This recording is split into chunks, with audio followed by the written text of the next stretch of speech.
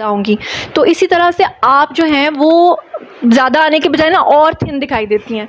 तो वैसे भी मैं समझ सकती हूँ कि पिछले 2 माह में आप लोग जिस क्राइसिस से मारो मुझे, मारो मारो मुझे, मारो मारो। नहीं ये मजाक हो रहा है, एक सेकंड यार, मजाक हो रहा है। रहे हो, आपका वेट काफ़ी कम हो गया, बल्कि आपकी मदर का भी वेट मैं देखती हूँ पुराने वीडियोस में और न्यू वीडियोस में टेंशन की वजह से काफ़ी कम होता है। लेकिन लोग ये मानने को हरगिज़ तैयार नहीं है, क्योंकि आपके पेरेंट्स ने जो डॉक्यूमेंट्स दिखाए हैं उसके अकॉर्डिंगली आप 14 साल की बनती हैं, जबकि आपकी असल एज जो है वो आपके मेडिकल टेस्ट में आ गई है। ये क्या मतलब वजह क्या है? वो कहते हैं कि पासपोर्ट्स में, ID कार्ड्स में, हर चीज़ में आप 14 साल की हैं। तो अब लोग सुन रहे हैं, आप क्या कहना चाहोगी?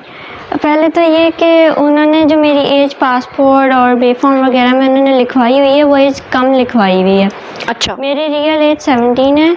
और वो लोग जैसे माँ बाप अक्सर करवाते हैं लड़कियों की कि शादी का मसला और जॉब्स का, तो उन्होंने इसी तरह मेरी एज भी कम लिखवाई हुई थी। उसके हस्बैंड ज़हीर का केस आप बड़े दिनों से सोशल मीडिया पर देख रहे थे। जब भी हम फेसबुक, यूट्यूब या कोई भी सोशल मीडिया की ऐप ऑन करते हैं तो हमें झट से इन्हीं की वीडियोस और इन्हीं की केस से मुतालिक अपडेट्स और इन्फॉर्मेशन मिल रही होती हैं। आज पहली दफा दुआ ज़हरा और उसके हस्बैंड ने एक यूट्यूबर को इंटरव्यू दिया है और अपने सामने उन्होंने जामे शरी की एक बोतल रखी हुई है जो कि ज़हरा ने खुद बनाया। उस जामे शरी को सोशल मीडिया पर बहुत से लोग जो हैं इसकी ट्रोलिंग भी कर रहे हैं कि शायद ये जामे शरी ने इस इंटरव्यू को स्पॉन्सर किया है। लेकिन निहायत अफसोस की बात है कि उसके जो वालिदैन हैं वो बेचारे बज़ाहिर इंतहाई शरीफ लगते हैं। और हारिस भट्टी एक यूट्यूबर है जो कि इस पूरे केस को स्टार्ट से लेकर एंड तक परसू कर रहे हैं। लाहौर से कराची गए, उनके मोहल्ले में उसके वालिद की रिप्यूट पूछी। ज़हरा के वालिद के मुतल्लिक मोहल्लेदारों ने बताया कि ये इंतहाई शरीफ आदमी है और ये अच्छी खासी ठीक ठाक फैमिली है, रिच फैमिली है। उनका कोई कज़न, उनका कोई मामू अमेरिका में रहता है, कोई यूरोप में रहता है और यहाँ पर भी वो काफ़ी जो हैं वो वेल ऑफ हैं। तो बात करता हूँ मैं इंटरव्यू की। इंटरव्यू में जो दुआ ज़हरा है वो कहती हैं कि मैं रोटी नहीं खाती, मैं स्टार्ट से ही पिज़्ज़े खाती हूँ और मैं स्टार्ट से ही जो है वो नूडल्स खाती हूँ। अगर कोई माँ बाप तशद्दुद करने वाले हों तो सोशल मीडिया पर बहुत से सारिफिन कमेंट सेक्शन में ये भी लिख रहे हैं कि वो कैसे फिर अपने बच्चों को नूडल्स और महंगे महंगे पिज़्ज़े खिला सकते हैं।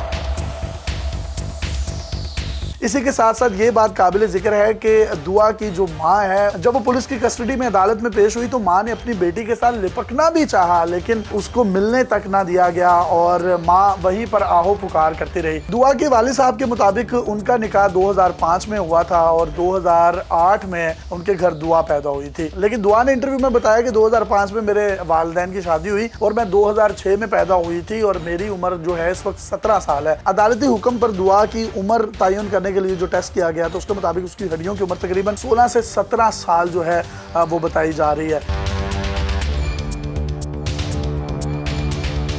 लेकिन जिस तरीके से ये इंटरव्यू हुआ है और इंटरव्यू के बाद लोग जिस तरीके से बैशिंग कर रहे हैं कि ये एक स्क्रिप्टेड और प्री प्लान्ड इंटरव्यू है और दुआ के वालिदैन पर क्या गुजर रही होगी जब वो इस इंटरव्यू को देखते होंगे जिसमें दुआ को कहा जा रहा है जी आप विक्ट्री का निशान बनाएं, वो वी का निशान बना रही है। तो क्या ये जो विक्ट्री और वी के निशान बनाए जा रहे हैं ये अपने माँ बाप को हराने और उनसे जीतने के निशानात हैं?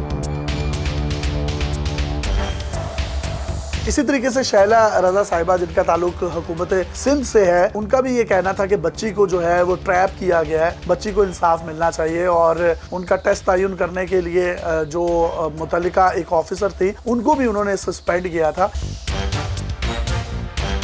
दिलचस्प बात जो मैं आपके साथ शेयर करना चाहता हूँ कि इनकी दोस्ती पबजी पर हुई, यानी पबजी गेम खेलते खेलते इनकी दोस्ती हुई। जब उनके वालिदैन को पता चला तो उन्होंने उनसे वो टैब ले लिया और फिर उसके बाद दुआ के मुताबिक इन्होंने एक और गेम जो थी वो डाउनलोड की और उस पर इन दोनों की आपस में गुफ्तगू भी होती थी और ये गेम भी खेलते थे। यानी गेम खेलने की आड़ में आपस में जो भी है इनके मामला चल रहे थे। इस इंटरव्यू में बहुत से सोशल मीडिया सारिफीन ने जो अपनी राय का इजहार किया है आप कमेंट सेक्शन में देख भी सकते हैं। सारा खान नामी एक सोशल मीडिया सारिफ हैं जो लिखती हैं कि भाड़ में जाए ऐसी मोहब्बत जिसकी वजह से वालिदैन को दुनिया के सामने जलील होना पड़े। मैं तो कहती हूँ ऐसी औलाद से औलाद ना होना बेहतर है।